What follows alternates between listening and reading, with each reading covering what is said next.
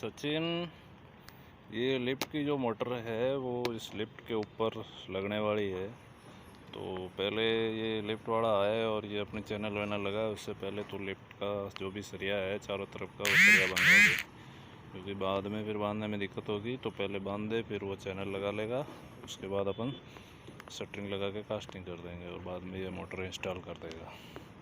ठीक है सचिन, ऊपर वाले जिस कॉलम के सरिये बन रहे हैं फ्लोर के, उसके नीचे देख सरियों की क्या कंडीशन है। ये सारे फ्लोर के अंदर जो भी रिंग का सरिया है या लिफ्ट का सरिया है या एक्स्ट्रा का सरिया है, वो सब यहाँ से निकाल और ऊपर पहुँचा, ये ऊपर काम आएगा।